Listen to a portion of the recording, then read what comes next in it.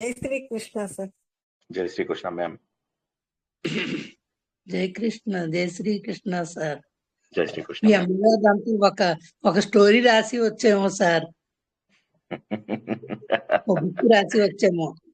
లేదండి, అందరి జీవితంలో ఇటువంటి మలుపులు ఉంటాయి. నాకేంటంటే చెప్పడం ఇదైంది కాబట్టి జ్ఞాపకం ఉంటాయి, మెమొరీస్ ఉంటాయి కాబట్టి చెప్తాను. చాలా మంది జీవితాల్లో జరుగుతాయి ఇవన్నీ, చాలా మంది జీవితాలలో జరుగుతాయి, మంచి జరుగుతాయి, చెడు జరుగుతాయి. అయితే నా స్టూడెంట్స్ తో ప్రాబ్లం ఏంటంటే 4th క్లాస్ రాగానే ఆ చదువు అయిపోయింది అమ్మాయికి ఆపేస్తాము, పెళ్లి చేసేయండి అని చెప్పేసి ఏంది వాళ్ళ అమ్మ నాన్న ఆశ్చర్యపోయారు. చదువుకోవే కొన్నాళ్ళ పాటు, ఇంకొన్నాళ్ళు 10 కనీసం 10th దాకైనా చదువు అంటే లేదు లేదమ్మా పెళ్లిళ్ళు చేసేయండి అని మీరంతా గోల చేసేసి పెళ్లిళ్ళు చేసుకున్నారు తొందరగా. సార్ సార్ సార్ జై శ్రీకృష్ణ సార్. అలాంటి వాళ్ళు ఈ ఈ గ్రూప్ లో స్టోరీ విన్నాను సార్. ఇంతకు ముందు కూడా ఒక్కసారి ఇంతకు ముందు మీరు ఇది ఒక 2 hours ఒక మంచి షేరింగ్ చేశారు సార్ మీరు. ఇంతకు ముందు కూడా మీ పర్సనల్ అది కూడా చాలా డీటెయిల్డ్ గా, ఇందులో కొత్త పాయింట్స్ ఉన్నాయి. బట్ ఇది ధర్మలత గారు అన్నారు కదా స్టోరీ అని, ఈ 2 hours స్టోరీ ఉంది మీది, ఉన్నది సార్, ఇంకా ఉంది. మీరు షేర్ చేశారు తర్వాత సెపరేట్ గా. Lot of things you have shared. నేను చెప్పాను స్టోరీ. నా నిజామాబాద్ అంతా కూడా నాకు అందుకే అంత జ్ఞాపకం. ఎందుకంటే పూర్తి స్థాయి వ్యక్తిత్వ వికాసం అంతా కూడా జరిగింది అక్కడే. ఓకే, హైదరాబాద్ వచ్చిన తర్వాత నా లైఫ్ స్టైల్ చేంజ్ అయి ఉండొచ్చు, ఇంజనీరింగ్ కాలేజ్, ఫ్రెండ్స్ కొంత చేంజ్ అయి ఉండొచ్చు. ఫస్ట్ టైం ఒక పెద్ద కాలేజీలోకి వచ్చింది కదా, ఒక పెద్ద గవర్నమెంట్ కాలేజీలోకి వచ్చి ఉన్నది ఫస్ట్ టైమే. కానీ నాకు చిన్నప్పుడు మా టీచర్స్ వాళ్ళతో నాకు ఎప్పుడు ప్రాబ్లం ఉండేది కాదు. ఇప్పుడు ఉదాహరణకి నేను 8th, 9th, 10th చదివేటప్పుడు మా టీచర్స్ ఎంత బాగా చెప్పేవాళ్ళంటే క్లాస్ లోపల నాకు అసలు ప్రైవేట్స్ అవసరం అని అనిపించేది కాదు. మాకు 25 రూపీస్ యాన్యువల్ ఫీ ఉండేది అనమాట. మాది డాట్ ఏరియా ఉండడం వల్ల మాకు అది క్యాన్సిల్ అవుతుండేది. ఇది కాక నాకు స్కూల్ ఫస్ట్ వచ్చినందుకు 100 రూపీస్ స్కాలర్షిప్ వచ్చేది ప్రతి ఇయర్. అది కాక కాంపిటీషన్ లో కొద్దిగా వచ్చేది. సో అట్లా ఇది కాక ఇంటి దగ్గర కొంతమందికి చెప్తే సగం మందికి 90% ఫ్రీ అయిపోయాను, ఒక 10% మంది అదొక 100 రూపీస్ దాకా వచ్చేది అట్లా. సో దాంతో ఏమైందంటే నాకు యాజ్ సచ్ మా అమ్మ నాన్న నుంచి మంచి సపోర్ట్, మా అమ్మ నుంచి ఎస్పెషల్లీ మంచి సపోర్ట్ వచ్చింది. అట్లనే టీచర్స్, నేను అందుకే అంటా కదా గురువులు అనే వాళ్ళు చెప్పే కదా, మా టీచర్ ఒకసారి ఇంటికి పిలిచి, నేను ఒక ఎస్ఏ రైటింగ్ బాగా రాయకపోతే ఇంటికి పిలిచి నేను నాతో మళ్ళీ అదే ఎస్ఏ రాయించి, నేను మొత్తం ఎస్ఏ రాసిన తర్వాత ఆయన కళ్ళలోంచి నీళ్లు పెట్టుకున్నాడు. ఏమి ఏ జన్మ రుణం, నేను బాగా రాస్తే ఆయనకేంటి గమ్మత్ ఏంటంటే ఆయన 9 మార్కులు 9.5 ఇచ్చాడు, కానీ వేరే జడ్జిలు వాళ్ళు 10 మార్కులు ఇచ్చారు తర్వాత. ఓకే, నేను ఆయన ఇంటికి వెళ్ళి రాయడం అనేది అన్నెతికలే, కానీ టైం అంతే వాడుకున్నాను, నాలెడ్జ్ అదే ఉపయోగించాను. మా సార్ అంటే భయంతో ఆయన దగ్గర కూర్చొని రాశాను, చెమట్లు కారిపోతున్నాయి, కానీ ఆయన ముందు కూర్చొని అంటే నేనేమంటానంటే టీచర్స్ మన జీవితంలో చాలా మార్పు తెస్తారు. అయితే మంచి టీచర్స్ దొరకడం, ఇప్పుడు మీకు చెప్పండి కదా, నా ఎస్సే చూసి మా టీచర్ ఏడ్చాడు అంటే ఏమి సంబంధం నాకు ఆయనకి ఏ జన్మ బంధం, ఒకసారి ఆలోచించండి. సో నాకు అదే గట్టి నమ్మకం. నాకు కూడా ఏంటంటే చెప్తా కదా, గురు సమాన్ దాతానహి జాచక్ శిష్య సమాన్ అని చెప్తూ ఉంటా కదా. గురువుని మించిన దాత లేడు, శిష్యులకు మించినటువంటి బిచ్చగాలు లేవు. అది నేను ఎప్పుడు ఒప్పుకుంటా. నా జీవితంలో జరిగింది, నేను మా గురువుల భిక్షమే నాకు ఇదంతా. సో గురు పూజోత్సవం అనేది ఇప్పుడంటే సరే, మనము September 5th నుంచి మనము వ్యాస పూర్ణిమ చేసుకుంటున్నాం, కానీ ఆ రోజుల లోపల ఎక్కువగా September 5th ని మనం చేసుకునే వాళ్ళం. September 5th కి మనకు ఆంధ్రప్రదేశ్ గవర్నమెంట్ నుంచి ఉండేవన్నమాట అప్పట్లో, కంబైన్డ్ ఆంధ్రప్రదేశ్ గవర్నమెంట్. ఎప్పుడు ఎలక్యూషన్ కాంపిటీషన్ లో ఫస్ట్ ప్రైజే. మళ్ళీ ఒకసారి కావ్యాలు రాసేది ఉంటది కదా, గేయ రచన, అందులోపల డిస్ట్రిక్ట్ ఫస్ట్, ఎస్ఐ రేటింగ్ లో డిస్ట్రిక్ట్ ఫస్ట్. అట్లా అదృష్టం నేనేమంటానంటే, ఎంకరేజ్ చేసే టీచర్లు దొరకడం, మనకి కరెక్ట్ దారిలో పెట్టడం. ఒకసారి అయితే అసలు నాకు జనరల్ నాలెడ్జ్ నిల్లు, స్కూల్ సబ్జెక్ట్సే బాగా తెలుసు, అట్లాంటిది నన్ను జనరల్ నాలెడ్జ్ లా పంపించేశారు డిస్ట్రిక్ట్ లెవెల్ కి. నేను సార్ నాకు ఏం తెలియదు సార్, ఆల్రెడీ మన స్కూల్ నుంచి చాలా మంది వెళ్ళారు జనరల్ నాలెడ్జ్ దానికి, వాళ్ళని పంపించానంటే వాళ్ళని కూడా పంపిస్తున్నా, నువ్వు కూడా ఇక వారం రోజులు టైం ఉందిరా, చదువుకో, ఏదో ఒక బుక్ తీసుకో అని చెప్పి మా సార్ ఎవరితోనో బుక్ ఇప్పించాడు, జనరల్ నాలెడ్జ్ ఆల్రెడీ రాసిన వాళ్ళతోని. ఆ బుక్ చదివి వారం రోజుల్లో నేను డిస్ట్రిక్ట్ లెవెల్ ఫస్ట్ వచ్చా. సో నాకు ఇంకా మెమోరీస్ అట్లా జ్ఞాపకం ఉన్నాయి. అంటే ఏంటంటే టీచర్స్ ప్రోత్సాహం ఉండి మన దగ్గర శ్రద్ధ ఉంటే వీళ్ళందరూ నాకు ద్రోణాచార్యులే. నేను ప్రతిసారి ఈ గురువులందరికీ కూడా చాలా రుణపడున్నా. వాళ్ళు వాళ్ళకి నేను ఎంత రుణపడున్నానో, ఎక్కడి నుంచి వచ్చిందో ఈ జీవితం తెలియదు, ఏమి తెలియని అమ్మా నాన్న, కానీ ఈ గురువులు పుణ్యమే, ఇంకా వేరేది లేదు. మళ్ళీ ఆధ్యాత్మిక గురువులు, ఈ రోజు నేను చెప్పాను కదా ప్రవచనంలో, ఈ రోజు నేను చెప్పాను ఆధ్యాత్మిక గురువులు వేరే ఉంటారు అని చెప్పేసి, కావాలని చెప్పాను అనమాట. ఆధ్యాత్మిక గురువులుగా తత్వ విధానంద గారు, పరిపూర్ణానంద సరస్వతి కావచ్చు, విద్యాప్రకాష్ ఆనందగిరి కావచ్చు, చాలా మంది దగ్గరికి వెళ్ళాను నేను. చాగంటి కోటేశ్వరరావు గారి గ్రూప్ లో తిరిగాను, పద్మాకర్ గారి గ్రూప్ లో తిరిగాను, షణ్ముఖ శర్మ గారి గ్రూప్ లో తిరగలేదు, కానీ వారి ప్రవచనాలకు చాలా వెళ్తుండేవాడిని.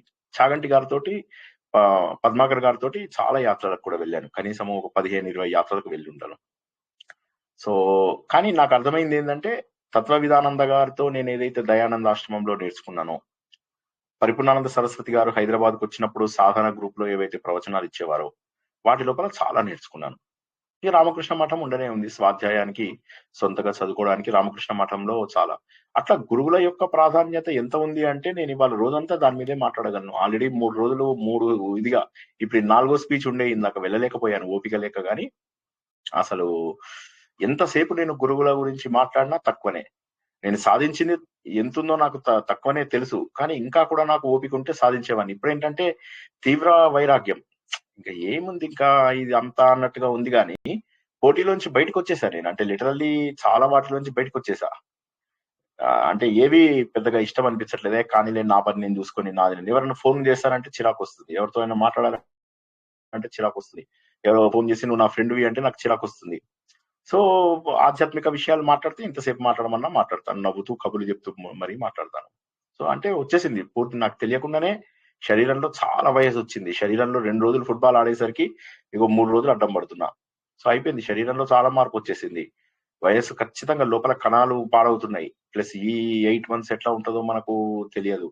సో కాబట్టి వీలైనన్ని నేర్చుకోండి. ఈ సమయంలోనే మీరంతా కూడా గుర్తించండి ఒక్కటే ఏంటంటే, ఇది కేవలం నా గురించి అన్నట్టు కాకుండా ఆధ్యాత్మికంగా దొరికే గురువుల అదృష్టం. ఎందుకంటే ఆధ్యాత్మికంగా సరైన గురువులు దొరకరు మనకు. ఎంతసేపు డబ్బు డబ్బు డబ్బు డబ్బు డబ్బు వెంట పడిపోతూ ఉంటారు. ఆధ్యాత్మిక మార్గంలో దొరికే గురువులని కాపాడుకోవాలి అంతే.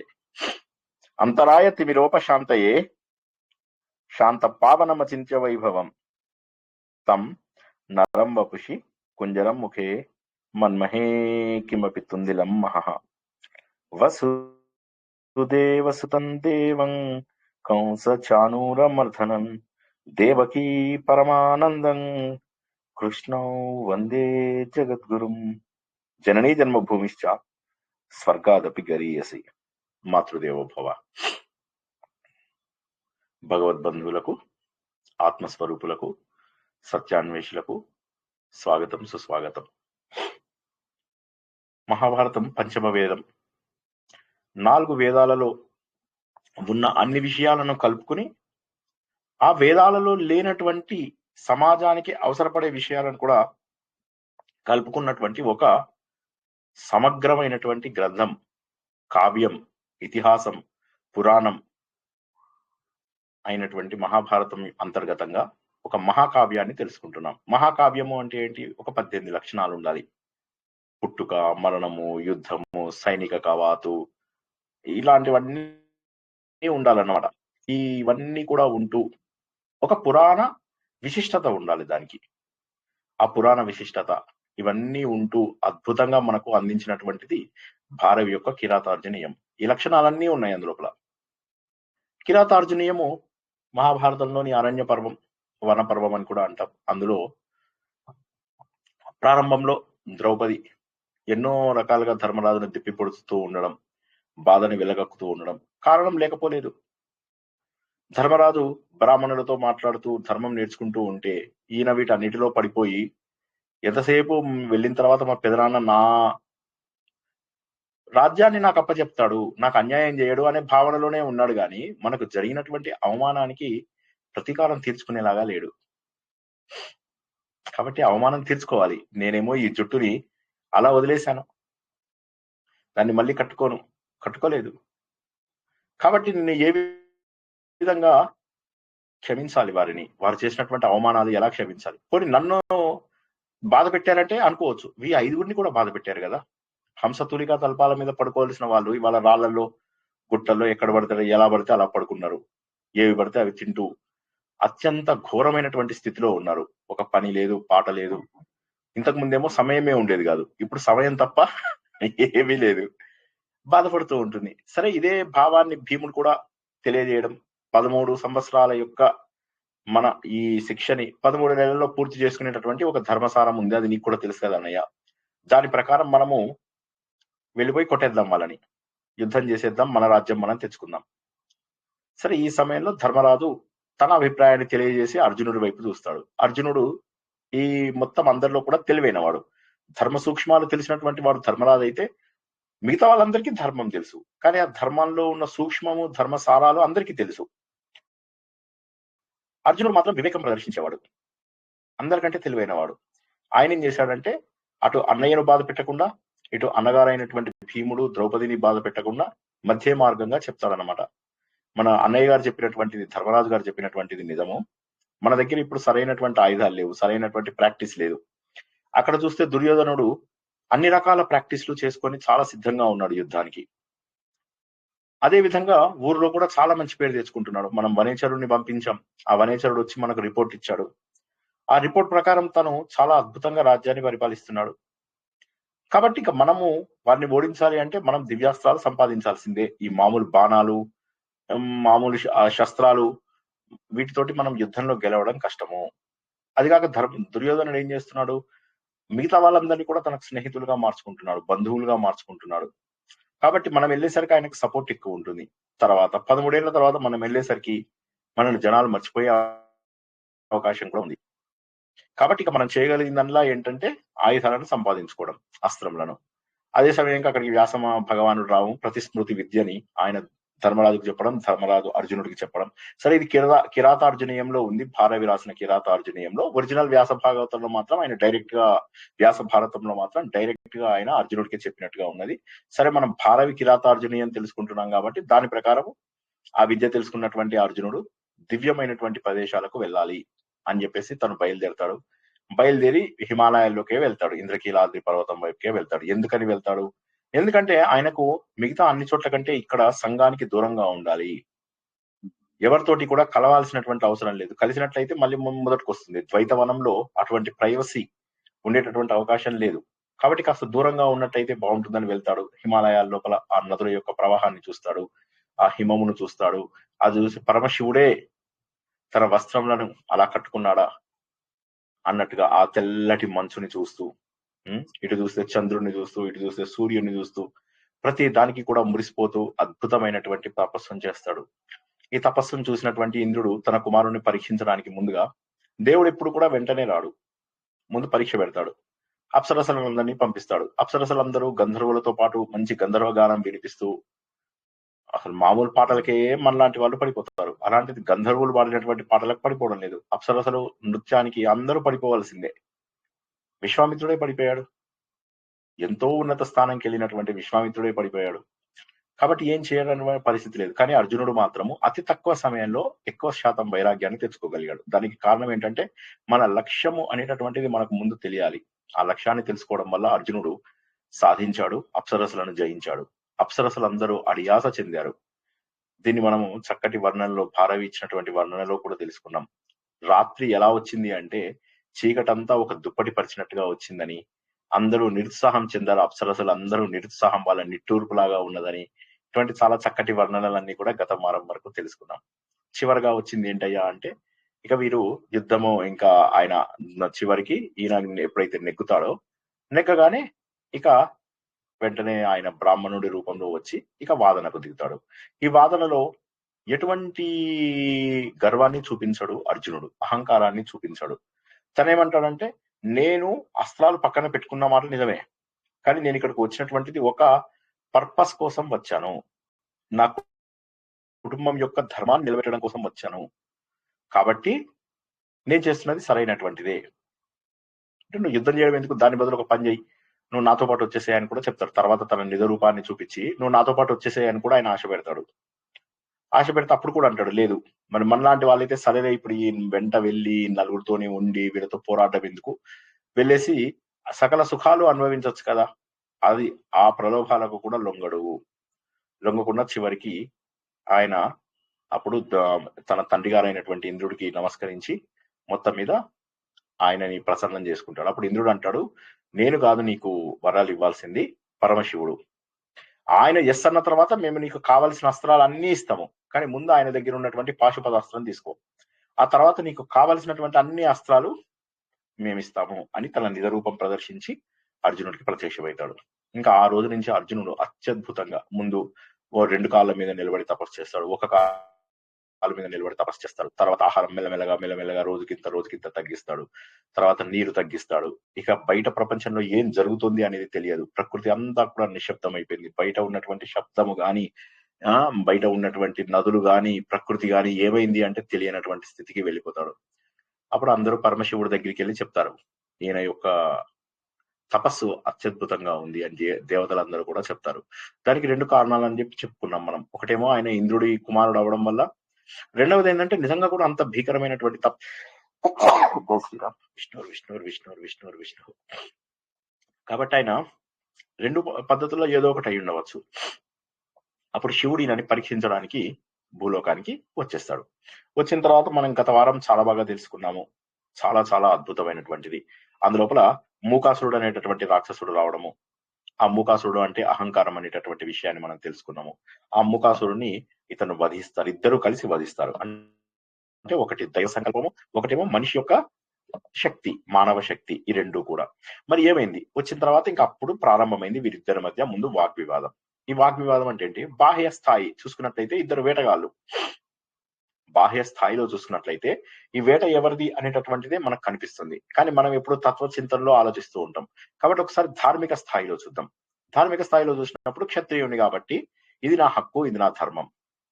వేటగాళ్ళు అయితే నాదంటే నాది అని గుంజుకుంటారు, కానీ అది బాహ్య స్థాయి. కానీ రెండో స్థాయి ఏంటంటే ధర్మం గురించి మాట్లాడుతున్నారు. నేను ముందు కొట్టాను కాబట్టి నాది అని ఇద్దరు మాట్లాడుకుంటూ ధర్మం గురించి మాట్లాడుకుంటున్నారు. మూడో స్థాయి ఆధ్యాత్మిక స్థాయికి వెళ్ళేసరికి ఏమైపోయింది అంటే పరమాత్మ జీవాత్మను పెట్టేటటువంటి పరీక్ష. ఇతడు ఇంకా ధర్మానికి నిలబడుతున్నాడా లేదా అనేటటువంటి పరీక్ష. మూకాసురుడు వచ్చాడు వరాహ రూపంలో, అర్జునుడు బాణం వేశాడు, శివుడు కూడా బాణం వేశాడు. మా అన్నయ్య మా వేట అంటే మా వేట అనుకున్నారు, నా బాణం అంటే నా బాణం అని చెప్పేసి అనుకున్నారు. కానీ అర్జునుడు అప్పటి వరకు జరిగినటువంటి పరీక్షలను దాటాడు, ఇంద్రియాల యొక్క పరీక్షలను దాటాడు, తపస్సు లోపల దాటాడు, సహనంలో దాటాడు. ఇక అహంకారం ఒక్కటి మిగిలిందా లేదా, నేనే గొప్ప ధనుర్ధారిని అనేటటువంటి అహంకారం ఉందా. అయితే ఇది పూర్తిగా అహంకారం కాదు, నేను గొప్ప ధనుర్ధారిని అనేది నిజమే, అయితే అది అహంకారం కాకపోయినా కూడా ఇంకా నేను చేశాను అనేటటువంటి కర్తృత్వ భావన ఉంటుంది. అయితే ఆ రోజుల్లో ఒక చిన్న విషయం ఏంటంటే కర్తృత్వ భావన కూడా పూర్తిగా పోయినాక అతను జ్ఞానయోగిగా మారాలి అర్జునుడు. కానీ అప్పుడే జ్ఞానయోగిగా ఎందుకు మారలేదు అర్జునుడు? నెంబర్ 1, శ్రీకృష్ణుడు రెండోసారి భగవద్గీత చెప్పినప్పుడు ఎందుకు మారలేదు అతను జ్ఞానయోగిగా? వీటన్నింటినీ చూస్తే మనకి ఏమైందంటే కర్మయోగం లోపల మీకు ఒక్కసారి కొద్దిగా జాగ్రత్తగా వినండి. ఇది కర్మ, ఇది జ్ఞానం. కర్మయోగం లోపల చిత్తశుద్ధి సాధించి కర్తృత్వ భావన భోక్తృత్వ భావన కూడా వదిలేశాం, మిగిలింది జ్ఞానం. ఈ రెండింటికి మధ్య చిన్న గ్యాప్ ఉంది. ఈ జ్ఞానంలోకి ఎంటర్ అయ్యే ముందే గనక మనం ఇక్కడ మళ్ళీ పతనం అయిపోతే మళ్ళీ వెనక్కి వెళ్ళిపోతాం. కానీ ఇది పతనం అవడం కంపల్సరీ తపస్సుకి.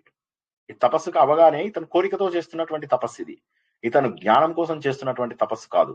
ఆపదల నుంచి కాపాడమని చెప్పి భగవంతుడిని పూజించడం. మనం ఇంతకుముందు తెలుసుకున్నాం భగవంతుడివి 3 రూపాలు ఉంటాయి అని చెప్పేసి, ఒకటి భోగమూర్తులు, ఇంకోటి రుద్రమూర్తులు, ఇంకోటి యోగమూర్తులు అని. ఇతను యోగమూర్తుల కోసమో భోగమూర్తుల కోసమో కాదు, ఇతను చేస్తున్నది మమ్మల్ని ఆపదల నుంచి కాపాడేటటువంటి అస్త్రాలు కావాలి అని చెప్పి చేస్తున్నాడు. కాబట్టి ఇతని లోపల కర్తృత్వ భావన పోయినప్పటికీ కూడా కోరిక మాత్రం మిగిలే ఉంది. అది అయితే తప్పు కాదు. సరే, కిరాతకుడు మాట్లాడిన మాటల లోపల చాలా నిజమైన వేటగాళ్ళలాగా శివుడు కావాలని నేను టెస్ట్ చేయడానికి కొద్దిగా సెటైర్లు వేస్తుంటాడు. చాలేవయ్యా చెప్పావు అని ధైర్యంగా ఉంటాడు. అర్జునుడు ఆశ్చర్యపోతుంటాడు, ఎవరు ఈ వ్యక్తి, ఇతని లోపల ఇంత కాన్ఫిడెన్స్ ఏంటి? తర్వాత చాలా న్యాచురల్ గా మాట్లాడుతూ ఉంటాడు. జనరల్ గా కిరాతుల లోపల అలాంటి పాలిష్డ్ బిహేవియర్ ఉండదన్నమాట. అది చూసి అర్జునుడు ఆశ్చర్యపోతుంటాడు. అదిగాక ఇతను దేనికంటే దానికి రెడీ అంటున్నాడు, తెలుసుకుందామంటే తెలుసుకుందాం అంటున్నాడు. అయితే ఇక్కడ ఆలోచించాల్సిందంటే ప్రతి చోట కూడా అర్జునుడికి అది రియలైజేషన్ కు ఉపయోగపడుతుంది. అదేంటంటే అంతర్లీనంగా అది అర్జునుడికి ఒక బోధలాగా, అంటే అర్జునుడి యొక్క కోపాన్ని రగిలించాలి. ఎందుకంటే సంపూర్ణమైనటువంటి కోపాన్ని గనక ఉంచుకున్నట్లయితే అర్జునుడు అంటే ఇంకా అతను యోగి కాలేడు అనేటటువంటి పరీక్ష కూడా పెడుతుంటాడు. అంటే ఏంటంటే ఇతను రాజకుమారుడా? లేదు, రాజకుమారుడు కాదు. విద్యావంతుడా? విద్యావంతుడా కాదు. క్షత్రియ ధర్మం, ప్రకృతి ధర్మం. మరి ప్రకృతిలో ఉన్నటువంటి నియమాలను సరిగా పాటిస్తున్నాడా లేదా? ఇక్కడ ఏంటంటే ఇద్దరి మధ్య నడుస్తున్నటువంటి ఈ ప్రకృతి, ఈ నియమాలు, ఈ ధర్మాలు వీటన్నిటికీ కూడా ఒక ఆలోచన ఏంటంటే జీవుడు పరమాత్మ మధ్య ఉన్నటువంటి సంఘర్షణ. పరమాత్మ జీవుడిని చివరి పరీక్ష పెట్టేటటువంటి సంఘర్షణ ఇది. ఈయన లోపల అహంకారాన్ని పోగొడుతున్నాడా లేదా? అహంకారం ఏమవుతుందంటే మనము జ్ఞాన మార్గంలో తెలుసుకున్నట్లయితే మన బ్రహ్మ జ్ఞానానికి చివరి అవరోధము మన అహంకారమే. ఇది మనము రాసలీలలో కూడా తెలుసుకున్నాం. అహంకారం ఎప్పుడైతే మన లోపల ఉంటుందో అది బ్రహ్మ జ్ఞానానికి అది అవరోధంగా మిగులుతుంది. మన లోపల ఇంకా ఎదిగినా కొద్దీ ఆ వినయం రావాలి. కామాన్ని జయించాడు, భయాన్ని జయించాడు, అలసత్వాన్ని జయించాడు. ఇక నేను చేశాను అనేటటువంటి భావాన్ని మెల్లమెల్లగా అయితే శివుడు వెంటనే తన రూపాన్ని చూపించవచ్చు కదా. చూపిస్తే వెంటనే అర్జునుడు నమస్కరించేస్తాడు, అయిపోయింది, పరీక్ష ముగిసిపోతుంది. సో కాబట్టి ఆయన అట్లా చేయడు. ఆయన ఏం చేస్తాడంటే ఇతర అంతరంగం ఎలా ఉంది, ఒక కిరాతుడితో ఎలా మాట్లాడతాడు. సో చూస్తాడు, గౌరవనీయంగానే ఉన్నాడు, తన ధర్మాన్ని మాత్రం మాట్లాడుతున్నాడు. అయితే అర్జునుడికి మనసు లోపల డౌట్ గా ఉంది, ఎవరు ఇతను ఇంత బాగా చేస్తున్నాడు అన్నటువంటి మాట ఉన్నది. ఇప్పుడు మనము నిత్య జీవితంలో కూడా ఇటువంటి సంఘటనలు చాలా చూస్తాం. చాలా సార్లు చిన్న ఉద్యోగులు, డ్రైవర్లు, చిన్న స్టూడెంట్స్ కావచ్చు, వీళ్ళందరి రూపంలో మనకు పరీక్షలు వస్తూ ఉంటాయి. మన తెలివితేటలకి ఈ చిన్న ఆటో డ్రైవర్లు, రిక్షా డ్రైవర్లు, రోడ్డు మీద పనికిరాని వాళ్ళు, వీళ్ళందరూ మనల్ని పరీక్ష పెడుతూ ఉంటారు. అప్పుడు మనం ఏమవుతుందంటే మన సహనాన్ని కోల్పోయి మనం వాళ్ళ స్థాయికి దిగజారిపోతూ ఉంటాం. ఈ పాయింట్ అందరూ బాగా గుర్తుంచుకోండి. మనం దిగజారిపోతూ ఉంటాం చాలా సార్లు. మన స్థాయి కంటే సమానంగా లేని వాళ్ళతోటి మనము ఘోరంగా దిగజారుతాం. కానీ అలా దిగజారకుండా అత్యద్భుతమైనటువంటి పరిణతిని చూపించారు. చివరి పరీక్ష ఏదైతే ఉందో అందులోపల వినయం ఉండాలి. ఆ వినయం ఉంది అతనికి. కేవలము ఇతను పోరాడుతున్నాడు. అయితే ఇది కనుక ఈ వాగ్వాదం లేకపోతే ఏమయ్యేది? అస్త్రాలు వేసుకునే వాళ్ళు, ఇతను యోధుడిగా మిగిలేవాడు. కానీ వాగ్వాదం వల్ల ఇతను ఏమైంది? ధర్మాన్ని పాటిస్తున్నాడు అన్న విషయం తెలిసింది శివుడికి. శివుడు కూడా యుద్ధం చేద్దామని అనుకున్నాడు. కాబట్టి వాగ్వాదం తర్వాత ఏమైంది అంటే ఇతను గుడ్, ఇతడికి జ్ఞానం ఉంది, ఇతడు ఎందుకోసం తను పోరాడుతున్నాడు అనేటటువంటి విషయం తెలిసినటువంటి వాడే అని చెప్పేసి అప్పుడు ఇద్దరు కలిసి ఇక బాణాలు వేసుకుంటారు. ముందు బాణాలన్నీ అయిపోయేదాకా, తర్వాత అస్త్రాలు వేసుకుంటూ ఉంటారు. ఇద్దరు కూడా వదలట్లేదు, వాళ్ళ వాదనలు ఇద్దరు వదలడం లేదు, యుద్ధాన్ని ఇద్దరు వదలడం లేదు. ధనుడి యుద్ధం వేగంగా వేసేస్తూ ఉంటారు, విపరీతమైన వేగంగా. ఇంకా టార్గెట్స్ ఇక్కడ కన్ను మీద, చెవి మీద, ముక్కు మీద, శరీరం అంతా పడేలాగా టార్గెట్స్ చక్కగా చూసి వేస్తూ ఉంటారు. నిరంతర ప్రవాహం లాగా వేలాది శరాలను సంధిస్తూ వేసేస్తూ ఉంటారు. వీటిని మన భారవి కూడా చాలా చక్కగా చెప్పాడు. అవి ఎట్లా ఉన్నాయంటే మేఘం బాగా దట్టంగా అయినప్పుడు ఎలా అయితే వర్షం కురుస్తుందో అట్లా పడుతున్నాయట ఈ బాణాలు. గంగా ప్రవాహం అయితే ఎంత స్పీడ్ గా వెళ్ళిపోతుందో అలకానంద దగ్గర, సరస్వతి నది దగ్గర అలా వెళ్ళిపోతుంది అన్నమాట.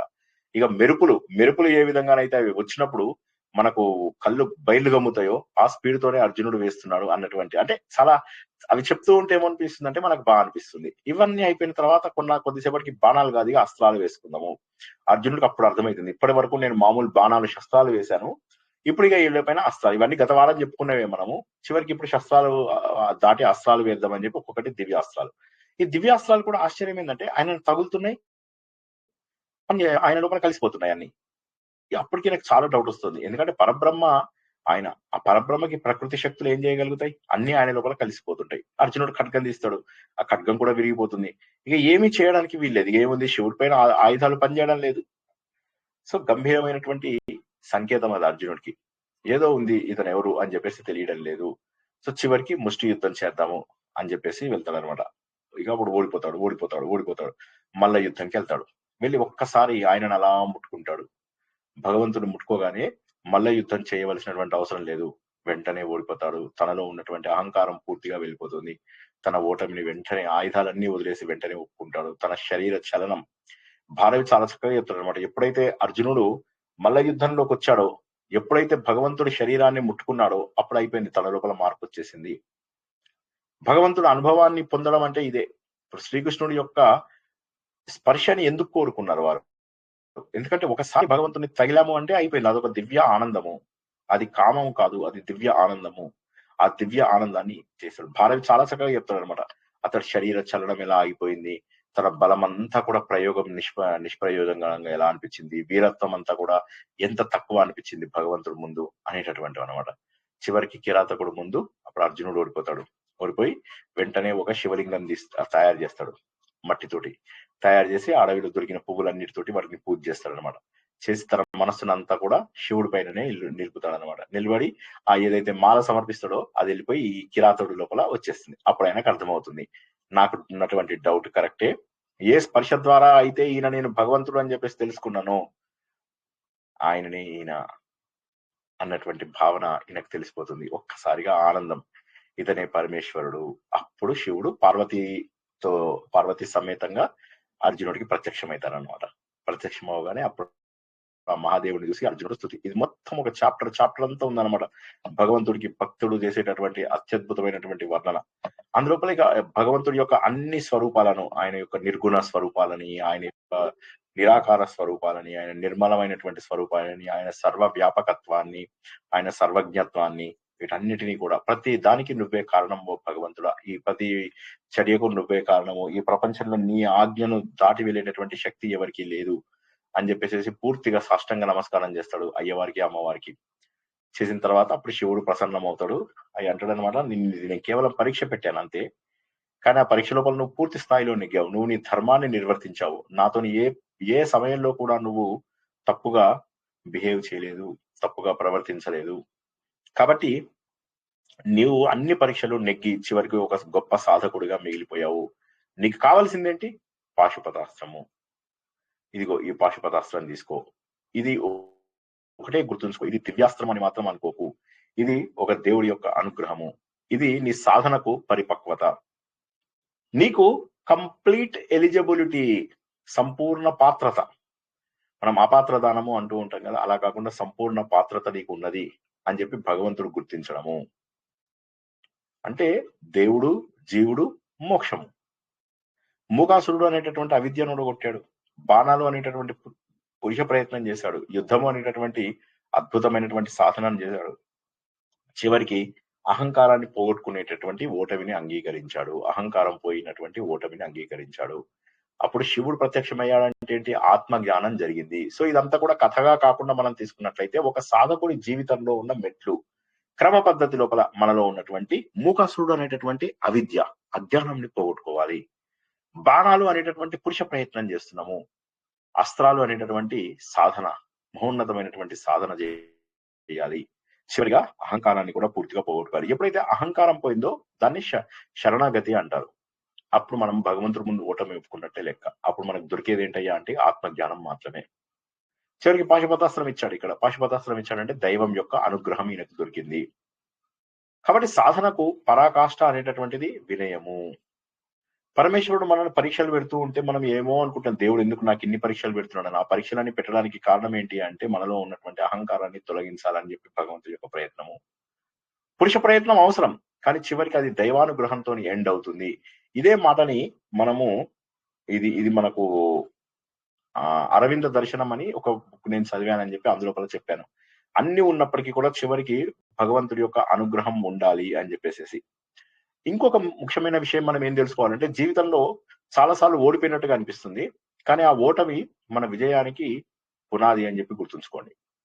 అందుకే మనకు అంటారు కదా, ఫెయిల్యూర్ అనేది సక్సెస్ యొక్క స్టెప్పింగ్ స్టోన్ అంటారు. సో కాబట్టి ముందు మనం ఓడిపోయాము అంటే ఇంకా తప్పు చేయకుండా మనము ముందుకు ఎలా వెళ్ళాలో తెలుసుకుంటాం. ఏ తప్పులు చేయకుండా వెళ్ళాలో. 999 సార్లు తప్పు చేసినా సరే 1000వ సారి నువ్వు కరెక్ట్ మార్గంలో వెళ్ళగలుగుతావు. గొప్ప శక్తివంతుడు, జ్ఞానవంతుడు, సాధకుడు చివరికి దైవానుగ్రహం ఏదైతే ఉంటుందో ఆ దైవానుగ్రహాన్ని పొందగలుగుతాడు. పొందిన తర్వాత ఏమైంది, ఇంకా ఈయన చివరికి పరమేశ్వరుడికి దండం పెడతాడు. తర్వాత చేయవలసినటువంటిదల్లా ఏంటి? ఈయన యొక్క భక్తి, ఆయనను పూర్తి స్థాయి స్తుతిస్తాడు. పరమాత్మగా, ఇందాక మనం అనుకున్నట్టుగా జగద్ రక్షకుడుగా, తన అపరాధాలన్నీ, తను చేసినటువంటి అపరాధాలు, ఇందాక బాణం వేసినప్పుడు నీకు గురి పెట్టాను, ఇవన్నీ చెప్పడం ఏంటి అంటే అతని నిశ్చల మనస్సుకి, నిర్మలమైనటువంటి భక్తికి, ఆయన యొక్క తపస్సుకి, పరాక్రమానికి, వీటన్నిటికీ కూడా పరమేశ్వరుడు సంతోషపడతాడు. ఎందుకంటే అర్జునుడు తప్పైపోయింది, నన్ను క్షమించని అడగాల్సినటువంటి అవసరం లేదు. కానీ భగవంతుని నేను గుర్తించలేకపోయానే, ఇంత తపస్సు చేసినటువంటి భగవంతుని గుర్తించలేకపోయానే అనేటటువంటి భావన ఏదైతే ఉందో అది మాట్లాడిస్తుంది. కాబట్టి ఏదైతే మన కంటికి, శత్రువుల కంటికి కూడా కనిపించినంత గొప్ప శక్తి పాశుపతాస్త్రం. అది గనక అర్జునుడు బ్రేక్ఫాస్ట్ చేస్తూ చేస్తూ కౌరవులందరూ చచ్చిపోవాలని వేసేస్తుంటే అయిపోయేది. కౌరవులందరూ చచ్చిపోయేవాళ్ళు. అసలు భారత యుద్ధమే జరిగేది కాదు. మధ్యలోపల ఒకసారి ఆంజనేయ స్వామిని కూడా అడుగుతాడు ఈయన భీముడు, నువ్వు వచ్చి యుద్ధం చేయొచ్చు కదా అన్నా అంటాడు. ఆయన అంటాడు, నేను వస్తే యుద్ధం జరగదు, మ్యాసకార్ అంతే, వార్ వన్ సైడ్ అయిపోతుంది. మా త్రేతాయుగం వైపు ఉన్నటువంటి ఫిగర్స్ వేరు, మేము తాటి చెట్ల ఎత్తుంటాము.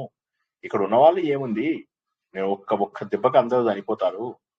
సో కాబట్టి ఏ యుగంలో వాళ్ళతో ఆ యుగంలో వాళ్ళే పోరాడాలి అన్నట్టుగా చెప్తాడనమాట. చెప్పి నేను నీకు దీవెనగా నేను ఇస్తాను అని చెప్పేసి చెప్తాడనమాట. చెప్పి చివరికి అర్జునుడికి నువ్వు ఎంతసేపు గుర్తుంచుకో, ఈ అస్త్రాన్ని అవసరం ఉంటే తప్ప వాడద్దు. ఇది అస్త్రాన్ని ఎలా ప్రయోగించాలి, దీన్ని ఎలా ఉపసంహరించాలి, ఆ విద్యలన్నీ కూడా శివుడు అర్జునుడికి అద్భుతంగా బోధిస్తాడు. బోధించి శివుడు అదృశ్యమైపోతాడు. ఒక్కసారిగా అర్జునుడి లోపల కొత్త చైతన్యం వస్తుంది. ఇన్ని రోజులు పడ్డటువంటి శ్రమ అంతా కూడా అలా వెళ్ళిపోయినట్టుగా అనిపిస్తుంది. చాలా ఆనందంగా ఉంటాడు.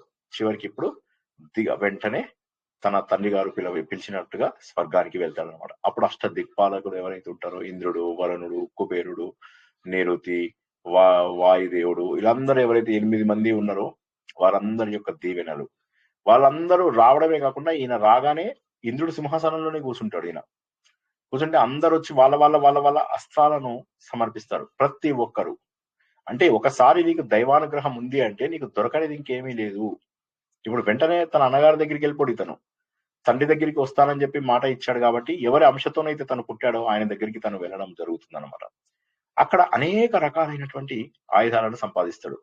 ఇప్పుడు అర్జునుడు అంతకుముందు ద్రోణాచార్యుడు విద్య నేర్పించినట్టుగా కేవలము సాధారణ వీరుడు కాదు, అజేయుడు. అజేయుడు అంటే ఇంకా ఈయన ఎవరు ఓడించలేరు. అర్జునుడి యుద్ధంలో ఎవరు ఓడించలేరు. అర్జునుడి యుద్ధంలో వస్తే అందరూ పారిపోయేవాళ్ళు. కాబట్టి కర్ణుడు కూడా పారిపోతాడు, చాలాసార్లు పారిపోతాడు కర్ణుడు. సో కాబట్టి ఇక అజేయుడు ఇతను. అడవి లోపల ఎన్ని కష్టాలు పడుతున్నాం, ఆ కష్టాలని తీర్చడానికి వచ్చినటువంటి మహాయోధుడు. కురుక్షేత్ర యుద్ధం లోపల ఈ యుద్ధాన్ని గెలిపించేటటువంటి మహాయోధుడు. దానికి కావాల్సినటువంటి శక్తి మొత్తాన్ని తను ఇక్కడ సంపాదించుకున్నాడు అని చెప్పేసి భారవి చెప్తున్నాడు అనమాట. అంటే జరగబోయే విషయాలన్నీ కూడా ముందే చెప్తున్నాడు. కురుక్షేత్ర యుద్ధంలో గెలిచి తీరుతాడు అని చెప్పేసి. చివరికి అక్కడ చాలా సంవత్సరాలు అర్జునుడు ఉండడము, తర్వాత ఊర్వశి చేత తన అనిపించుకోవడం, ఇవన్నీ మనకు తెలిసిందే. ఊర్వశి దగ్గర శాపము, చిత్రసేనుడి దగ్గర రకరకాల విద్యలు నేర్చుకోవడము, అందరి దగ్గర అన్ని విద్యలు, అస్త్రాలు ఇవన్నీ నేర్చుకునేటటువంటివి ఏవైతే ఉంటాయో ఇవన్నీ నేర్చుకోవడము. ఇవన్నీ నేర్చుకున్న తర్వాత చివరికి ఈ మధ్య లోపల మనము వ్యాస మహాభారతంలో తెలుసుకున్న పాయింట్ ఇక్కడ లేదు. ఆయన లోమశనుడిని పంపిస్తాడు, మా అన్నగారు వాళ్ళకి చెప్పు నేను ఇక్కడ ఇంద్రలోకంలో ఉన్నానని, పాశుపతాస్త్రం వచ్చింది అని. అది ఇక్కడ లేదు మనకు. భారవి యొక్క కిరాతార్జునీయంలో ఆ భాగం లేదు.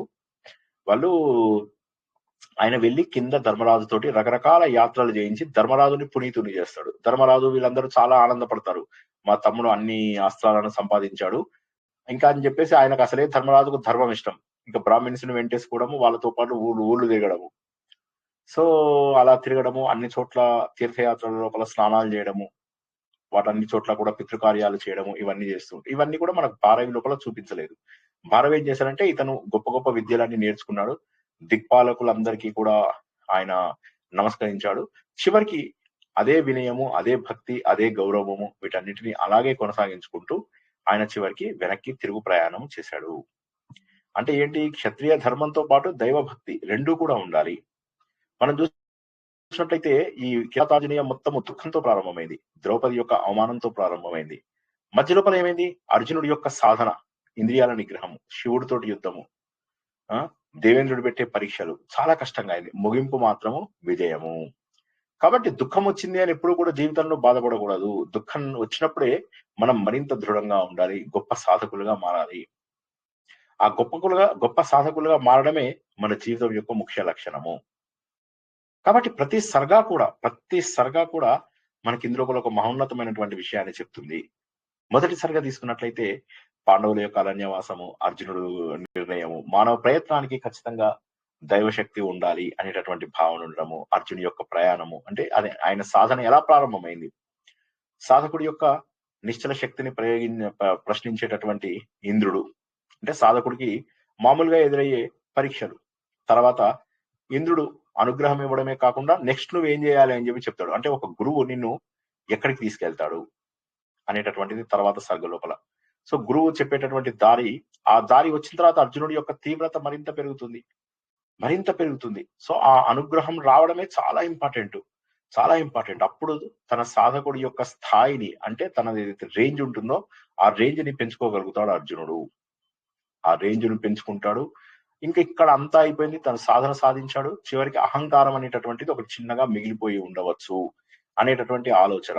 సో ఈ అహంకార ఘర్షణ అనేటటువంటిది ఏదైతుందో అక్కడ భగవంతుడు రావడము, ఈ వాగ్వాదం వస్తుంది. ఈ వాగ్వాదం అనేటటువంటిది ఏదైతే ఉందో ఇందులోపల అసలు ఎన్ని గొప్ప విషయాలు మనం తెలుసుకున్నామో. అంటే ఇక్కడ ఎక్కడ కూడా ధర్మాన్ని మీరట్లేదు ఇద్దరు కూడా. అయితే అర్జునుడు ఆశ్చర్యపోయినప్పటికీ కూడా, అంటే ఇక్కడ ఏంటంటే ఇక్కడ తర్కశక్తి ఎలా ఉంది, తన వాదనని, తన ధర్మాన్ని కాపాడుకునేటటువంటిది తను వదిలేయచ్చు. ఒక అడవి పందే కదా, వదిలేయచ్చు. కానీ వదిలేయడం లేదు. క్షత్రియ ధర్మం ప్రకారము అతను అలా పట్టుకొని ఉన్నాడా లేదా. తర్వాత ముందు వాదన అయిపోయిన తర్వాత శరీర బలం, అంటే ముందు మేధస్సు అయిపోవాలి. ముందు వాదన అయిపోయిన తర్వాతనే శరీర బలం చూపించాలి. చివరికి ఏమైంది, భీకర యుద్ధం. ఆ భీకర యుద్ధంలో ఏమొస్తుంది అంటే, అహంకారంతో నువ్వు ఏవైతే అస్త్రాలను కూడా ప్రయోగించవచ్చు అనుకుంటున్నావు, అసలు అస్త్రాలు అనేటటువంటివి ప్రయోగించం మామూలుగా పెద్ద పెద్ద యుద్ధాలలో తప్ప. ఆఫ్టర్ ఒక పంది కోసం అస్త్రాలు ప్రయోగించడం ఏంటి, అడవి పంది కోసము. సో కాబట్టి తప్పు. అప్పుడు ఈ అస్త్రాలన్నీ విఫలమైపోయాయి. అంటే నీ లోపల ఉన్నటువంటి అహంకారం అనేటటువంటి భావన ఏదైతే ఉందో ఆ భావన సమూలంగా నాశనం అయిపోయింది. చివరికి భగవంతుడి యొక్క దర్శనం అయినప్పుడే అర్థమైంది, నా యొక్క శక్తి పరిమితమైనటువంటిది, భగవంతుడి యొక్క శక్తి అపరిమితమైనటువంటిది అనేటటువంటి విషయాన్ని అర్జునుడు తెలుసుకోగలుగుతాడు. చివరికి భక్తి పుట్టింది ఆయనకి. వెంటనే మట్టితోని ఒక శివలింగాన్ని తయారు చేస్తాడు. వెంటనే అదే ఈయన అని చెప్పేసి పోల్చుకోగలుగుతాడు. భక్తి యొక్క అంకురం జరుగుతుంది. భక్తి పుట్టినటువంటి క్షణము, అహంకారం నాశనం తర్వాత ఎదురుగా చూసేసరికి తనకి ఇక్కడ మట్టి శివలింగానికి ఏదైతే మాల వేశాడో ఆ మాల శివుడి మెడలో కనిపిస్తుంది. అప్పుడు అర్థమైంది ఆయనకి అసలైనటువంటి స్వరూపం ఎక్కడ ఉన్నది అనేటటువంటిది అర్థమవుతుంది. అప్పుడు శివుడు ఇచ్చినటువంటి అనుగ్రహాన్ని తను తీసుకోగలుగుతాడు. తీసుకున్న తర్వాత ఇంకా వ్యక్తిగత సాధన ఏదైతే ఉన్నదో అది రాబోయే తరాలకు ఒక గొప్ప గుణపాఠం గాను, గొప్ప జ్ఞానం గాను కూడా ఉన్నది. ఇప్పుడు అర్జునుడు వెళ్ళాడు. ఎక్కడికి వెళ్ళాడు, ఇంద్రలోకంకి. ముందే ఇంద్రుడు తనతో తీసుకెళ్తా అంటే కూడా వెళ్ళలేదు. ఇప్పుడు తనకు అర్హత ఉంది. సో కాబట్టి ఏంటంటే మనకు అర్హత లేకుండా ఎక్కద్దు. మనం చాలా మంది పొలిటీషియన్స్ చూస్తూ ఉంటాం, అర్హత లేకుండానే పదవులు ఎక్కుతూ ఉంటారు, పటక్ మన పడిపోతూ ఉంటారు. చాలా మందిని చూడండి, చీఫ్ మినిస్టర్స్ లో ఉన్న వాళ్ళని, ఆంధ్రప్రదేశ్ లో కానీ తెలంగాణలో కానీ అర్హత లేకుండా ఎక్కడం, పడిపోవడం చాలా మంది లోపల జరుగుతూ ఉంటుంది. చివరికి ఏంటంటే భగవంతుడి యొక్క శక్తి ద్వారా మనం సాధన ఎంత చేసినప్పటికీ చివరికి ఆయన అనుగ్రహం ద్వారా, ఆయన శక్తి ద్వారా మనము ఉన్నత స్థానానికి చేరుకుంటాము. మనకు కార్యసిద్ధి అనేటటువంటిది ఏదైతే తెలుసుకుంటున్నామో అది సాధిస్తాము. సో కాబట్టి ఇదంతా కూడా ఒక సాధకుడి ప్రయాణం. సాధకుడికి వచ్చేటటువంటి పరీక్షలు, ఆ పరీక్షల తర్వాత తను ఎదుర్కొన్నటువంటివి, చివరిగా మిగిలినటువంటి అహంకారం పోయి చివరికి భక్తిగా అంకురార్పణ. అందుకే మనకేం చెప్తారు, కర్మయోగం జ్ఞానయోగం మధ్యలో ఈ బ్రిడ్జ్ ఏదైతే ఉందో కర్మకు జ్ఞానానికి మధ్య, ఆ బ్రిడ్జ్ అనేది భక్తి. ఆ భక్తి భావాన్ని కొంత అలవర్చుకొని తీరాలి. ఎందుకంటే పూర్తిగా కర్మని మనం వదిలేసినప్పటికీ కూడా ఆ భక్తి భావం రాందే సంపూర్ణ శరణాగతి వచ్చేటటువంటి అవకాశం లేదు. అయితే భక్తి అనే పేరు మీద మనం చేసే డాన్సులని భక్తి అనడం కాదు. భక్తి అంటే అంతా కూడా భగవంతుడికే చెందినది అని భగవద్గీతలో మనం తెలుసుకున్నది అది. ప్రతి ఒక్కటి కూడా భగవంతుడికే చెందినది అన్నటువంటి విషయాన్ని మనం తెలుసుకుంటాం. ఎప్పుడైతే అన్ని భగవంతుడికే చెందినవి అనే విషయాన్ని మనం తెలుసుకుంటామో అప్పుడు మన లోపల ఘర్షణ తగ్గిపోతుంది. ఇప్పుడు నా వస్తువు కాని దానికి నేను ఎందుకు పోరాడాలి? ఇప్పుడు ఒకడు వచ్చి ఇది నీ ఇల్లయ్యా అంటే పోరాడతావు. నీ ఇల్లు కాదంటే ఎందుకు పోరాడతావు? భగవంతుడు ఎప్పుడైతే వచ్చి సర్వము నావే అన్నాడో అప్పుడు నీ లోపల ఘర్షణ తగ్గిపోతుంది. ఒకసారి ఆలోచించండి, పీస్ఫుల్ గా ఉన్నప్పుడు ఆలోచించండి. నేను చెప్పిన పాయింట్లన్నీ ఆలోచిస్తే అర్థమవుతుంది. కాబట్టి అన్ని భగవంతుడు అయినప్పుడు మధ్యలో నువ్వెందుకు టెన్షన్ పడుతున్నావు? అలా సాధకుడు ఆ చిన్న భక్తి ద్వారా జ్ఞానయోగంలోకి వెళ్లే అవకాశం ఉంది. అయితే అర్జునుడు కార్యసిద్ధి కావాలనుకున్నాడు. ఆయనకు కావాల్సింది పాశుపతాస్త్రము. మొదట్లో అనుకున్నట్టుగా ఆయన యొక్క ఉద్దేశం ఇక్కడ కామ్యకర్మ, కామ్యం, ఒక కోరిక కోసం చేసినటువంటి మహోన్నతమైనటువంటి తపస్సు. అలా చెయ్యొచ్చు. ఇప్పుడు ఇదే విషయాన్ని తీసుకున్నట్టయితే మనము హిరణ్యాక్షుడు, హిరణ్యకశిపుడు, రావణాసురుడు వీళ్ళందరూ కూడా ఇంత ఘోరంగానూ తపస్సు చేశారు, ఇంత అద్భుతంగానూ తపస్సు చేశారు. అయితే వాళ్ళు జ్ఞానం కోసం తపస్సు చేయలేదు.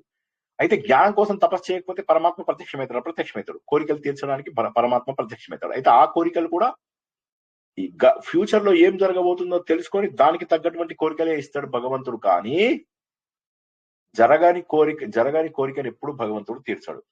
ఇప్పుడు పాశుపతాస్త్రం ఇచ్చాడు, కానీ పాశుపతాస్త్రం వేయకుండా శ్రీకృష్ణుడు మాటకి కాపాడుతూనే ఉన్నాడు. అర్జున్ అన్నాడు బావా వేసేస్తా అంటే ఆగు వేయగు, మిగతా అన్ని అస్త్రాలు వేయి, కానీ పాశుపతాస్త్రం మాత్రం ఆపేస్తాడు. కానీ అశ్వత్థామ ఏం చేశాడు, తనకు తెలిసినటువంటి బ్రహ్మాస్త్రాన్ని కనీసం తను దాన్ని ఉపసంహరించుకోలేనని తెలిసి కూడా పరీక్షిత్ మీద వేసేస్తాడు, కడుపు లోపల ఉన్నటువంటి పిల్లవాడి మీద కూడా వేసేస్తాడు. సో కాబట్టి ఏంటంటే అర్హత లేనిదే ఈ అస్త్రాలు రావు, అర్థమవుతుందా? అర్హత లేకపోతే ఏమైంది, తన కొడుకుకి నేర్పించాడు అతను పూర్తిగా.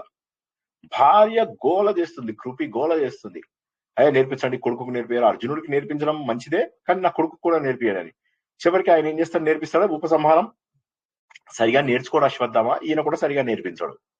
సరైన గురువు దగ్గర నేర్చుకోని విద్య ఎటువంటి వాటికి దారి తీస్తుంది అనేది తెలుసుకోండి అశ్వత్థామ విషయంలో.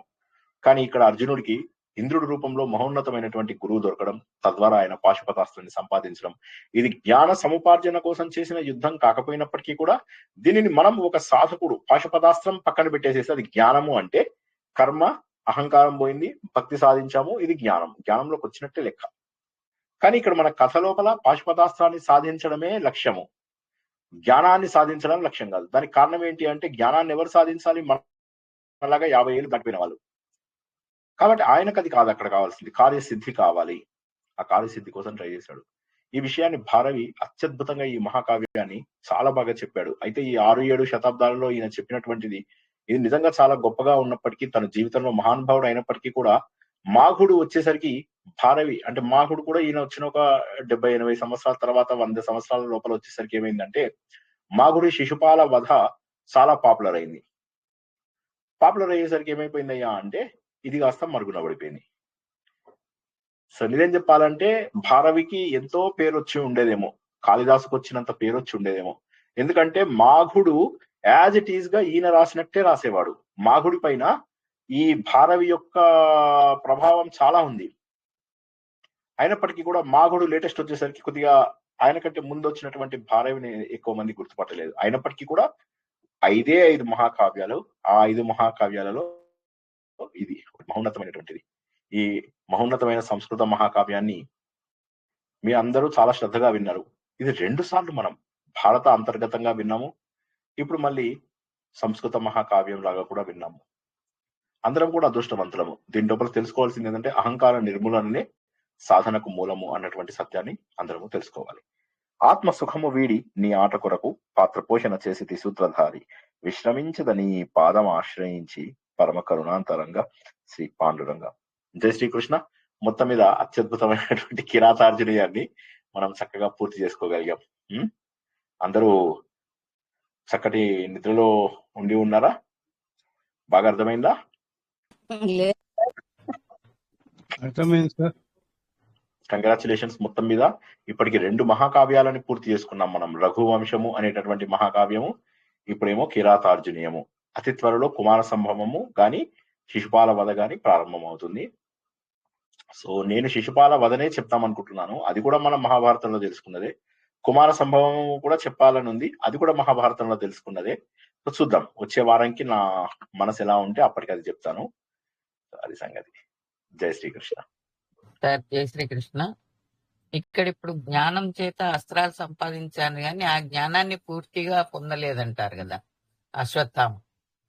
అవును, ఉపసంహారం తెలియలేదు కాబట్టి ఆ జ్ఞానం వచ్చిందే గాని పూర్తిగా తెలుసుకోలేకపోయాడు.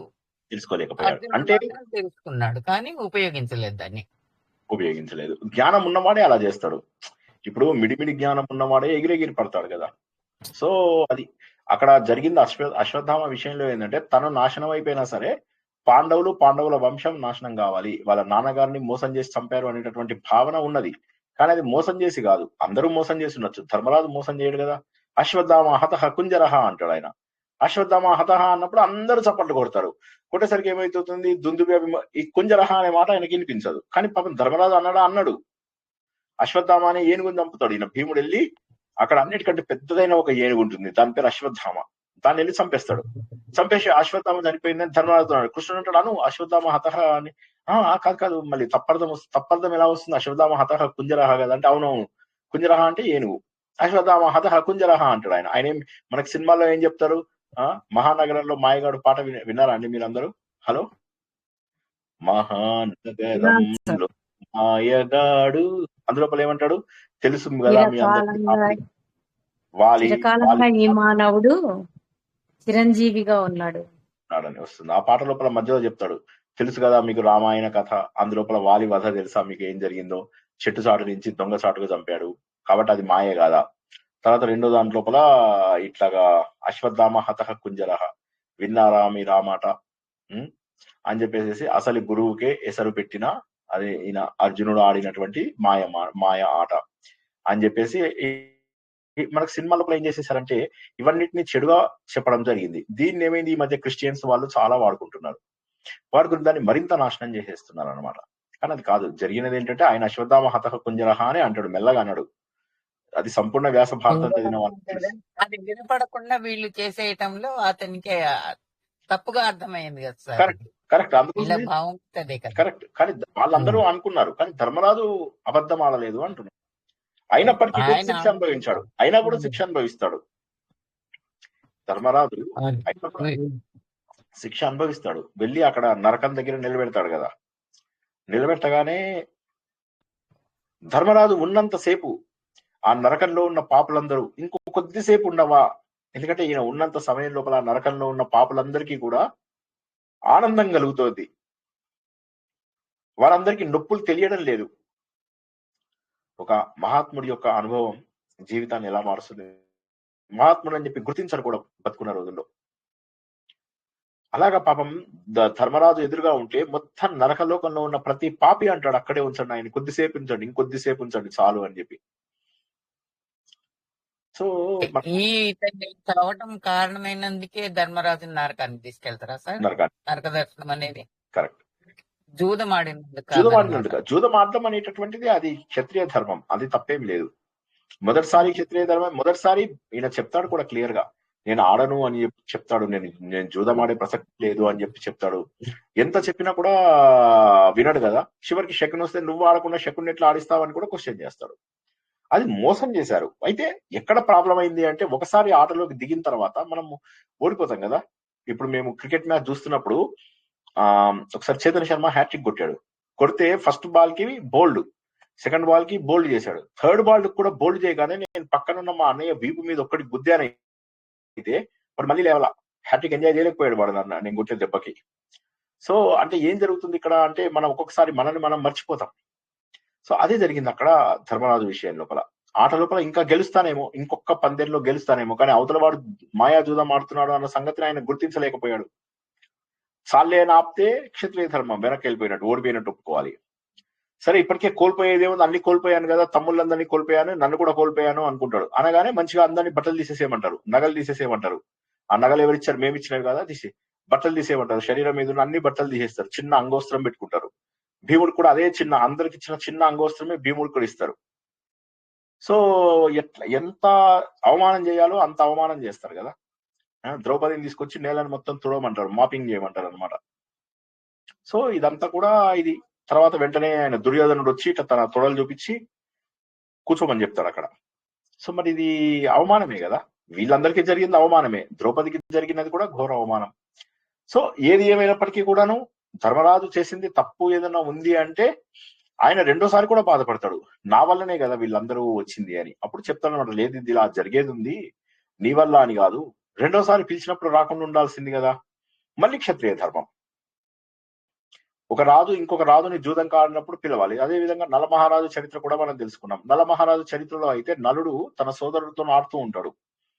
ఆడుతూ ఉంటే ఒక స్టేజ్ వచ్చినాక మధ్య మధ్య లోపల ఈమె చిట్టీలు పంపిస్తూ ఉంటుంది దమయంతి, ఆడకి ఇంకా చాలు అని, ఇగో నీకేదో మెసేజ్ వచ్చిందని చూస్తే ఇంకా ఆడకు చాలు ప్లీజ్, నీ జుట్టు వీక్తో ఆపడు అన్నా కూడా ఆపడు నలమహారాజు.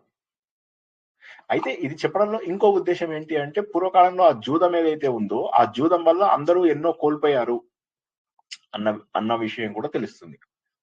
అది కూడా ఒకటి.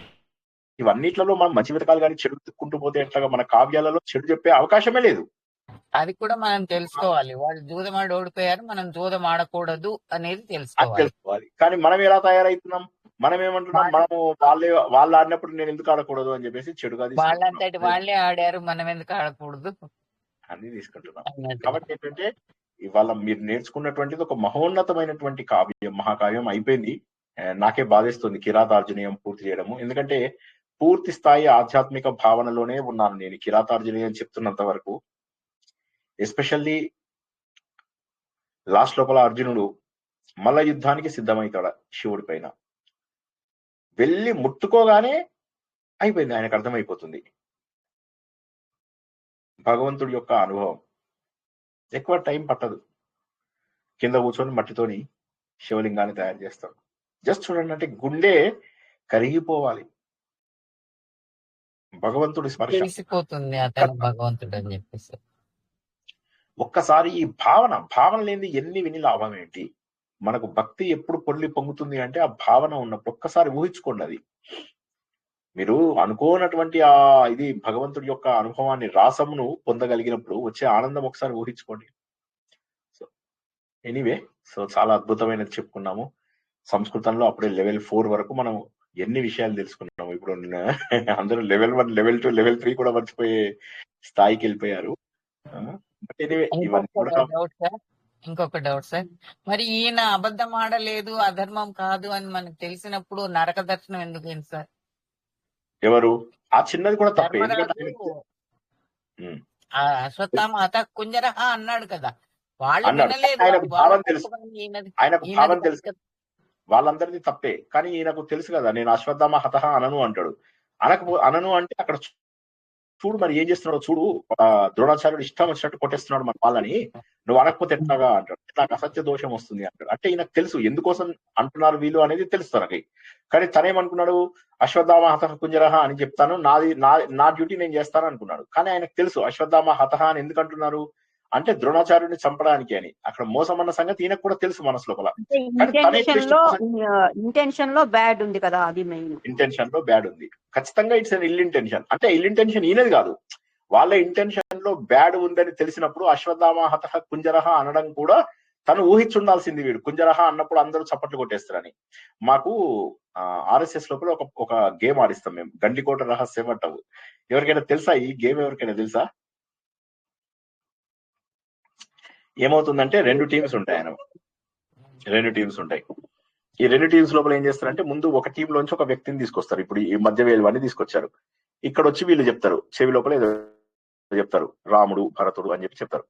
ఇప్పుడు వీడెళ్ళి వాళ్ళ టీం వాళ్ళకి రాముడు భరతుడు అని చెప్పి కన్వే చేయాలి. ఈ వీళ్ళందరూ ఏంటంటే వీడికి అడ్డం నిలబడి ఏ అని కేక పెడుతూ ఉంటారు. వీడు రాముడు భరతుడు అంటే వాడికి వినిపించకుండా వీళ్ళు గట్టిగా అరుస్తూ ఉంటారు. ఇది నా ఫేవరెట్ గేమ్. మొన్న కూడా మా పిల్లలతో ఆడిచ్చాను అనమాట. చాలా మంది RSS శాఖ లోపల పిల్లలతో ఆడిచ్చాను. రాముడు భరతుడు అంటుండే వీడు ఓ అని కేకలు పెడుతుంటే వాడి టీం వాళ్ళు దాన్ని పట్టుకోలేరు. సో ఇదే జరిగింది అక్కడ. మనకు అశ్వత్థామ హతహ కుంజరహ అని అనగానే గమనించాలనుకుంటా, ఈ ఆటలో లిప్ మూమెంట్ గమనించాలనుకుంటాను. అట్లా అంత కష్టం గమనించినా కూడా కష్టం, అది పట్టుకోవడం చాలా కష్టం. ఆ పదం వినిపించకపోతే కాబట్టి కూడా కనపడదులేండి, దూరంగా ఉంటారు కదా, చుట్టూ మూగే ఉంటారు. వీళ్ళు ఎగురుతారు కాదు, దగ్గరే ఉంటారు, ఇంత దగ్గరికి వచ్చేస్తారు. వీళ్ళు ఎగురుతూ ఉంటారు అని ఇలా ఎగురుతూ ఉంటారు. గురువు గారు ఈ ఆట పెద్దన్న గారు ఆడించారండి. ఆడిచ్చారా? ఎలా ఆడిచ్చారు? మీకు ఇందులో ఆన్లైన్ లో ఆడించడం పాసిబుల్ కాదు కదా? ఆన్లైన్ లో కూడా ఆడించేస్తున్నాడు బాబు. అతను చాలా చెప్తున్నారు. అతను అయితే పేర్లు చెప్పమంటారు అనమాట. ఆ పేర్లు అన్ని అలాగా ఒక్కొక్కళ్ళ పేర్లు అలా కలుపుకొని చెప్పాలి, అన్ని అందరి పేర్లు. ఓకే, సో ఆన్లైన్ లోనే ఆడించేస్తున్నారు అసలు. Okay, very good. సో ఆ విధంగా సో మొత్తం మీద అది అట్లా బేసికల్ గా అక్కడ ఇంటెన్షన్ ఖచ్చితంగా తప్పే ఉంది. అది తెలుసు, ధర్మరాజు కూడా తెలుసు. అది ఖచ్చితంగా చంపడమే, ఆయనని చంపడానికి కోసమే అని కూడా తెలుసు. అందుకోసమే కదా అశ్వత్థామకి దుర్యోధనుడికి ఎప్పుడు పడదు. అలాంటిది ఎప్పుడైతే తండ్రిని చంపేశాడో దుష్టద్యుమ్నుడు, చంపగానే వెంటనే వెళ్ళిపోయి అప్పటికి మొత్తం కౌరవ సైన్యం అంతా నాశనం అయిపోతుంది. అప్పటికి ఈయనకి కాళ్ళు చేతులు విరిగిపోయి పడిపోయి ఉంటాడు, కోణాప్రాణం మీద ఉంటాడు దుర్యోధనుడు. అప్పుడు ఆయన దగ్గరికి వెళ్ళి చెప్తాడు అనమాట. చెప్తే అయితే నిన్నే నేను ఇప్పుడు నేను ఇది చేస్తున్నాను, ఏమంటే సర్వ సైన్యాధిపతిని చేస్తున్నాను అంటాడు. అని చెప్పేసి అతనికి సర్వ సైన్యాధిపత్యం చేస్తాడు ఆ కొన ఊపిరితోటే. ఇతను వెళ్ళి నేను పాండవులను చంపేసి వస్తా అంటాడు. చీకటి లోపల చంపడానికి వెళ్తాడు. సో అందుకోసం అని చెప్పి అది అశ్వత్థామ పర్వం కాదు. భీష్మ పర్వం, ద్రోణ పర్వం, కర్ణ పర్వం ఇవన్నీ చెప్పారు కానీ శల్య పర్వం, కానీ ఎక్కడ కూడా అశ్వత్థామ పర్వం అని అనలేదు దాన్ని. సౌప్తిక పర్వం అన్నారు, అంటే నిద్రపోయే పర్వం అని చెప్పేసి.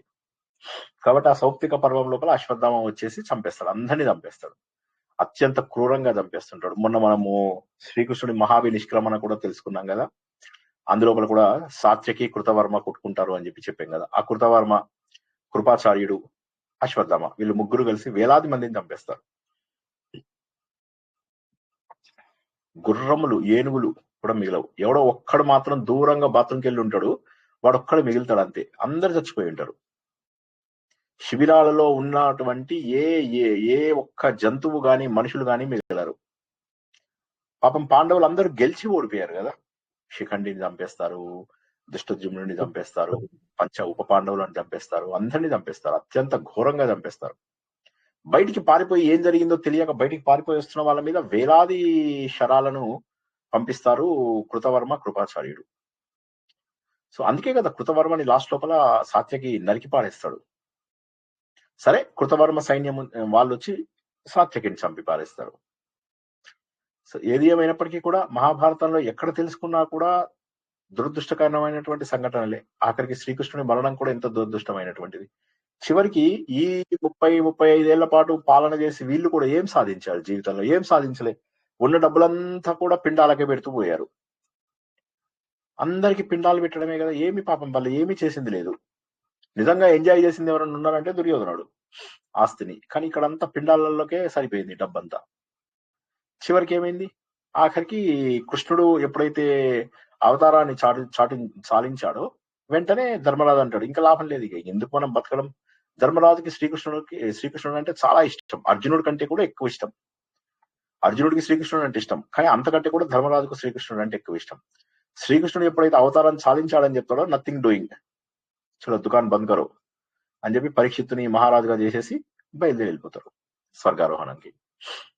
వైరాగ్యం, అది చూడండి ఆ వైరాగ్యం. అంటే రాజ్యం కంటే కూడా వైరాగ్యం గొప్పది. ఈ రోజు నేను చెప్పినటువంటి గురు పూజోత్సవాన్ని కూడా విన్నారు కదా మీరందరూ. అందులో కూడా చూడండి, జీవితం అంతా వైరాగ్యంతో నడిపించాడు ఆయన శివాజీ. మరి నిజం చెప్పాలంటే నడమంత్రపు సిరి వచ్చిందని చెప్పి అనుకున్నాడు. దేశంలో చాలా భాగాన్ని ఆయన పొందాడు. శివాజీ లేకపోతే ఏమయ్యేది? శివాజీ కనుక 200-300 సంవత్సరాల కింద పుట్టుంటే రాణా ప్రతాప్ లాంటి వాళ్ళు మరణించే వాళ్ళు కాదు, దహేర్ సేన్ లాంటి వాళ్ళు మరణించే వాళ్ళు కాదు,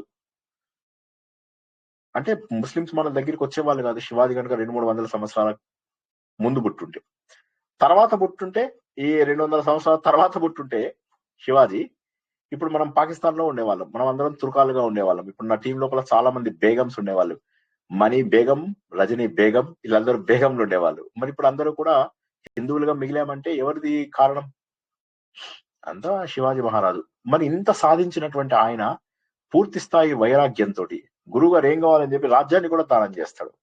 బలి చక్రవర్తి చూడండి, వాడు ఏమంటాడు, దేవుడే నా దగ్గరికి వచ్చి దానం తీసుకునే వ్యక్తి కరెక్ట్ వ్యక్తి ఉన్నప్పుడు నేను నాశనం అయిపోయినా సరే. ఇంత మహోన్నతమైనటువంటి విలువలు తెలిపేది కేవలం మన హిందూ ధర్మాలు మాత్రమే. కాబట్టి ఏంటంటే మనము నిత్య జీవితంలో మన చిన్న చిన్న అవసరాల కోసం ఎన్ని తప్పులు చేస్తూ ఉంటాం ఒకసారి ఆలోచించండి. ఎన్ని అబద్ధాలు చెప్తూ ఉంటాం, ఎన్ని తప్పులు చేస్తూ ఉంటాం, ఎన్ని రకాల హంగులు, ఎన్ని రకాల ఆర్భాటాలు చేస్తూ ఉంటాం ఒకసారి ఆలోచించండి. ఏ ధర్మంలో పుట్టాం మనం? ఇవాళ ఉన్నాం, రేపు ఉంటామా లేదా గ్యారంటీ లేదు. ఇంకా తప్పులు మానేయండి. జీవితంలో తప్పులు చేయడం మానేయాలి. ఒక్క తప్పు కూడా చేయకుండా ముందుకెళ్ళాలి. సాధకుల లాగా బతకాలి. సాధకుడు తప్ప జీవితంలో ఎవ్వడు గెలిచే అవకాశం లేదు. సాధకుడు మాత్రమే సాధించగలడు. జై శ్రీకృష్ణ. ఇంకేమైనా ప్రశ్నలు ఉన్నాయా? మనం జనరల్ గా చూసుకున్నా కూడా కోర్టులో గెలిచానంటాడు, వాడు ఇంటికి వచ్చి ఏడుస్తాడు. కోర్టులో ఓడిన వాడు అక్కడే ఏడుస్తాడు. అంతకంటే తేడా ఏం లేదు. కోర్టులో గెలిచినంత మాత్రాన ఉపయోగం ఏమీ లేదు. సరే సార్, జై శ్రీకృష్ణ.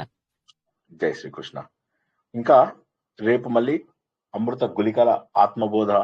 గత వారం మీరు అందరూ కూడా క్విజ్ చాలా బాగా చేశారు, చాలా సంతోషం అనిపించింది. సో అదే ఎంతూజియాజం ని కంటిన్యూ చేస్తారు, అదే క్యూరియాసిటీని కంటిన్యూ చేస్తారు. ఆత్మ గురించి ఏంటంటే కేవలం తెలుసుకోవడం కాదు, ఆలోచించాలి. తెలిసిన ప్రతి విషయాన్ని ఆలోచిస్తూ ఉండాలి.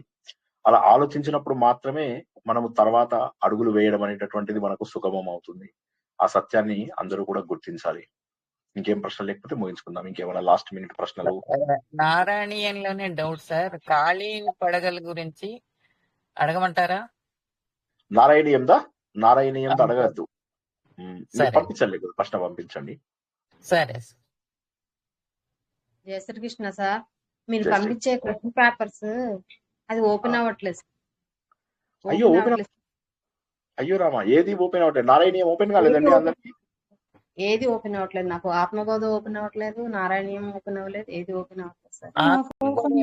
నారాయణీయం ఓపెన్ అవుతుంది సార్, రెండు ఓపెన్ అయినాయి మాకు.